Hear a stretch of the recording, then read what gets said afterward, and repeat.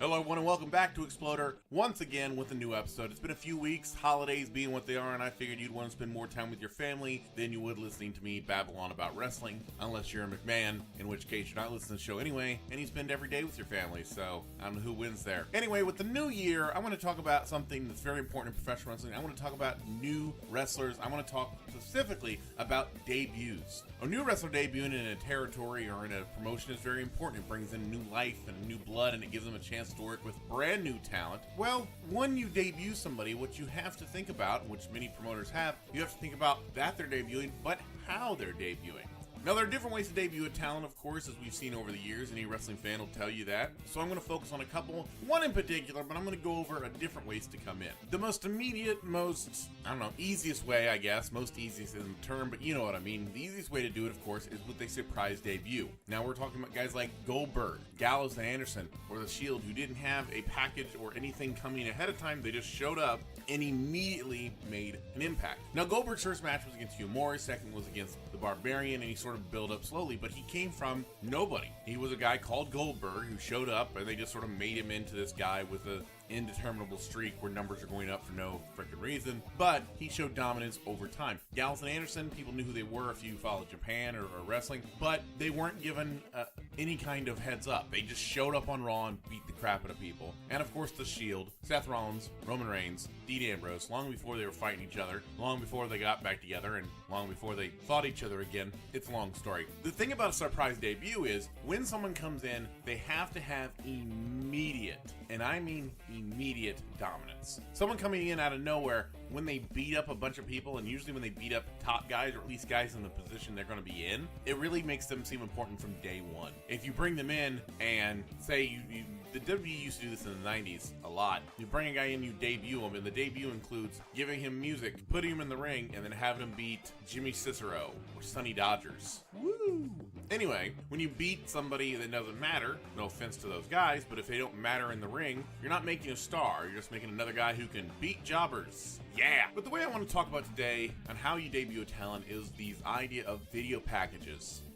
Promos and videos, whether these could be promos where they get over a character, which I'll get into, or sometimes they're just clips. If you really have somebody who's coming in who's interesting in the ring, maybe a high flyer or something, and you want to put over what they can do in the ring before they actually set foot in your ring, you do video clips. Rey Mysterio Jr. is a good example of that. If you wanted to bring in, like right now, if you wanted to bring in a Rey Mysterio type and you had no idea, because you lived under a rock, if you had no idea who he was, you'd put up clips of what he can do, his amazing work in the ring from 1996. But the point is, you could do that, and that's what these things were for. Video packages were in the 70s and 80s and were really vital, actually out of necessity, because back in the territory days, if you were in one territory, quite frankly, you likely didn't get TV. If you lived in, let's say, AWA territory, you likely didn't get TV for world class. TV was regional. Promotions were regional. So if someone was coming in from, let's say, the Freebirds, they were coming from world class down in Texas fighting the Von Erichs for 20 years, and they were coming to the AWA, unless you were a hardcore, and I mean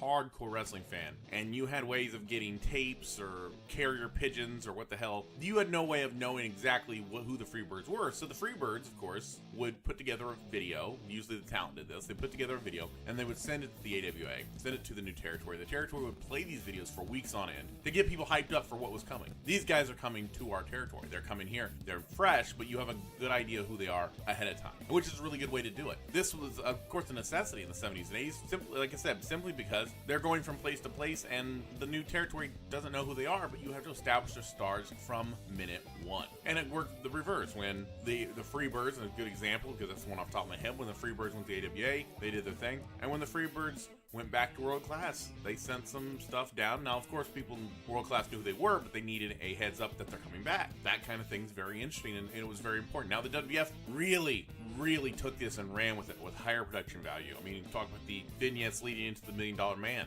when he debuted in the company with him and Virgil, and we're gonna let that one slide because $1 Million Man was so awesome. And the WWF did this with the, it also explained gimmick changes. It explained why, the difference between, it wasn't like weeks and weeks of programming, but it explained how the one-man gang became became a team, which was great because otherwise you just have to wonder why One Man Gang was wearing a dashiki and why Slick was working with someone who was obviously mentally ill. But I digress. And then in the 90s, they did the same thing with guys like Razor Ramon, with these weeks and weeks of vignettes explaining the character. And you got the point with Razor Ramon where before he even got in the ring, you knew who he was. Razor Ramon debuted, and before he was even a character, before he was even in the ring working, you saw who this guy was. You know, Scarface ripoff he may have been, but damn it if he wasn't a good one. But to understand the character, you saw these weeks and weeks and weeks, and you didn't need a month of programming. You didn't need a bunch of jobber matches. All you needed to understand Razor Ramon, the gimmick, the character, was to watch these little vignettes of how he acted,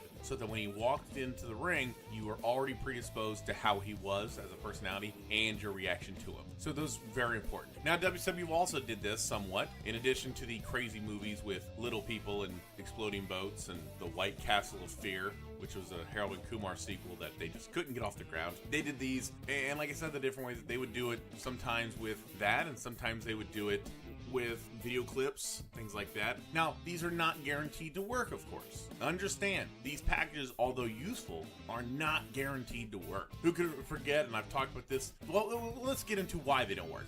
Here's what happens. When you do a video, when you do a package, when you do something where you're trying to debut a new talent and explain who they are and give all these things, what's important in addition to that is you have to explain who they are, but you also have to execute it properly when they get in the ring. The best video package in the history of the world is going to suck if it doesn't matter if the guy gets in the ring and trips over his own feet. That's it. There's no way to undo that. You can do weeks and weeks and weeks of programming explaining how great the guy's going to be, but if he debuts and just completely falls off and just falls out or is horrible or misses his finish by 50 yards, in the case of Nathan Jones, who used months, do the packages explaining how badass he was, and he comes in and debuts and misses a kick, and then they have to reshoot the whole thing, and then they put him in a tag match, and they realize he's not good at WrestleMania, and then they take him out of the tag match and have him do a run-in in the tag match. Point is, the best execution, you need execution for anything you do beforehand to even matter. Of course, I've covered it before, but 7, Dustin Rhodes gimmick number past. Weeks and weeks and weeks of this character, this Uncle Fester looking, of him looking in this child's bedroom in a way that was supposedly not creepy. Supposed to be creepy, but it became creepy in the wrong way. You know what I mean? Weeks and weeks. The minute he debuts in the ring, he buries the character because they realized it wasn't going to happen. So these weeks of programming in WCW, which I would say could have been used for better things, but let's be honest, at that time WCW wasn't using anything right, so it was filler, but then again, most of it was. And to have a character that just shows up and just completely craps the bed. These things happen. Or the blood runs cold. Oh my God. You want to talk about the prototypical case of months and months of packages that show up and the actual product is nowhere near as good. Blood runs cold. Blood runs cold, I believe, was pushed back twice as far as his debut. They do these videos week in and week out. They hired this FX company to create characters basically knocking off Mortal Kombat. I think we can all agree to that. Glacier, Mortis, Wrath, the whole thing. The only thing they didn't rip off was James Vandenberg, and Jim Mitchell admits that he stole Vandenberg from an 80s hair metal band, but that's beside the point. Blood Runs Cold was this whole thing about this guy named Glacier, and he had this shield, and he had this helmet that wasn't old, but it looked old, you know what I mean? And they explained why he was wearing this helmet, why knockoff Sub-Zero was really intent on this or that, and they created this mythos behind the character. So before the guy even debuted, you had this idea that this martial arts master with the mystical helmet was coming to WCW, and if it didn't debut when it did, it might have succeeded. The problem was it debuted right around times the NWO, and so you have this NWO realism with Scott Hall and Kevin Nash using their real names, taking over WCW. And on the other end, you have knockoff Sub-Zero and Dime Store Reptile, I guess, fighting with martial arts moves over a helmet. It just didn't work. But again, the setup was good. This is the execution failed because the gimmick was outdated by the time it even debuted. Or you have the guys who do videos who never debut. Those are very interesting. Guys who get these promos and they have the ideas that they're going to do it and they're going to do this thing going into it, and then they put the videos out for months and months and months, and then the gimmick itself just never shows up. And so it sort of creates this mystery of what were they thinking and why did they debut it for weeks. Now, ostensibly the reason is usually they come up with this idea and then they have the actual talent work dark matches, and then they realize, oh, this guy not that good, and they just sort of scrap the whole thing. Top of my head is Hayde Vanson. Do you know who Hayde Vanson is? No, you don't. Hayde Vanson, I don't either. just a guy named Hayde Vanson. He, for weeks, they were debuting him. If I remember correctly, they were going to run him in a program with The Undertaker. And his promos were not that good, but they ran him for a couple weeks, and then they realized, oh, this guy's not that good on the mic, and apparently wasn't that good in the ring. So they just stopped showing the videos, and they never debuted him, so it never happened. Then there was this mystery promo of The Revolution. Not the WCW one with Dean Malenko, Chris Benoit, Perry Saturn, Shane Douglas, doing whatever they were doing. Not that one. WWE for a while ran promos for a thing called The Revolution, and it was this video package, and supposedly it was supposed to be a guy. I don't know what guy it was supposed to be. I'm not that big of an insider, I guess. But the promos, I remember distinctly, they were sort of vague, and they didn't really show a person. They just sort of showed images about a revolution was coming, and then they just stopped. There was no revolution. This revolution was, stopped, quelled. I don't know, like they were put down. I don't know. Whatever. Then, of course, there was the infamous Hirohito promos. Now, this one was very interesting. Around 2000, I want to say 3 or 4, don't quote me, but whatever. Around this time, WWE decided to debut Japanese wrestler Kenzo Suzuki, and they were going to debut him as Hirohito, who was named literally after the Emperor of Japan during World War II. And the idea was that he was going to come to America in revenge for his, I think it was his grandfather. The original Hirohito was his grandfather, and he was coming to America in 2003 in revenge for his grandfather losing World War II. Does that follow? No, it doesn't. But they did weeks and weeks of this programming, and they realized somewhere along the line, someone got sober and went, wait a minute. The WWE at the time was trying to get into Japan. They were trying to do more shows in Japan, and they thought maybe if they created a strong Japanese heel named after one of their emperors, who they regard as basically godlike, maybe it's not a good idea to do both of those things. So they dropped Hirohito. They brought Kenzo Suzuki in, but they tweaked his character and just called him Kenzo Suzuki, brought him in with his wife, and that lasted, I think, about a year.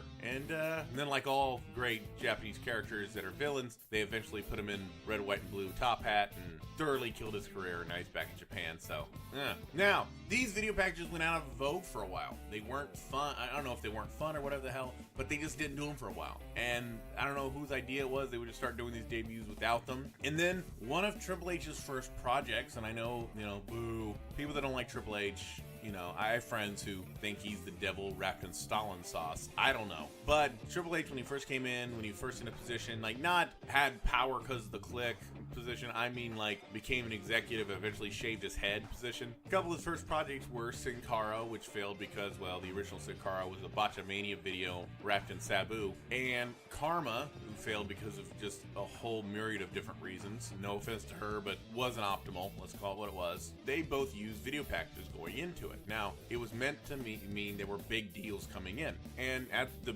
start, they were.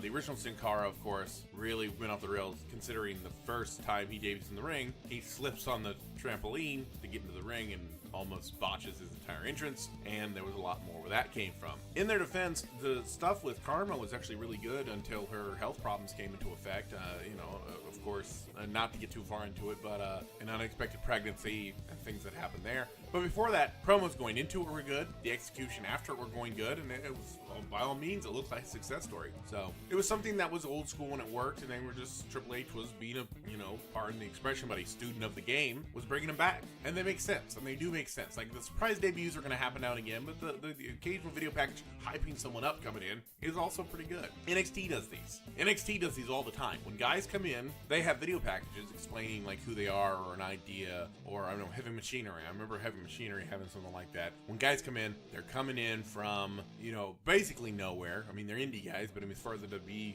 I don't want to say universe because that sounds hokey, but yeah, I guess in a way, the universe, they don't know who they are necessarily, or they have a rough idea, but they don't know the new gimmick or the new name or whatever. The NXT does this all the time, and WWE is doing it sometimes, but NXT does it with almost every person that comes in. They make a big deal of them, and they do the video packages, and they really hype up the person before they debut, which is, again, an old school storytelling technique that works. Like I said, WWE still does this at time to time about bringing guys in. Right now, they're doing it with Lars Sullivan. They're explaining how big of a monster he is and all the stuff he's capable of doing.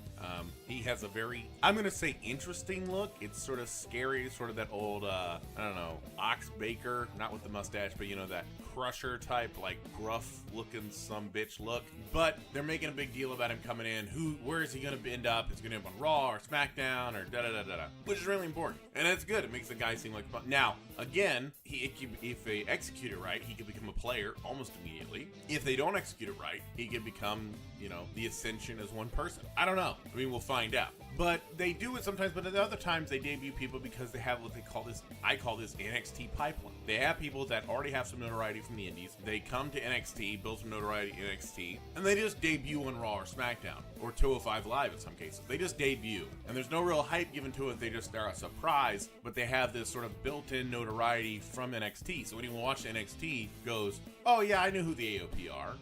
I know who the Authors of Pain are. I know who No Way Jose is. I know who Bobby Roode is, so on and so forth. So they have that notoriety. So again, sometimes they're sort of popped on, but they have that little bit of notoriety. And then sometimes they'll get a video package that explains it to everyone. So if you don't want it NXT, but just watch Raw or SmackDown, more of a casual fan, you'll know who Lars Sullivan is right out the gate. So again, it's really helpful. Now, of course, this is an old school storytelling technique that works in certain circumstances. It's a good idea. It's as old as Predator TV itself as far as wrestling goes, but it does work. Now, it's not universal. There are always exceptions. There's always the Shield, who had no video package going in, just popped on and were the, top heel group right out the gate. Or there's so many examples of people that came in that didn't need this hype, I guess. But it is something where it's very interesting. So I'm going to put some up. I'm going to put some up from, I know I have one for the Godwins. Back in the day, WWE did it for everyone. Everybody came in. The Godwins, Aldo Montoya, everyone. If they were coming in, they had like at least a little video package to explain who they were before they debuted.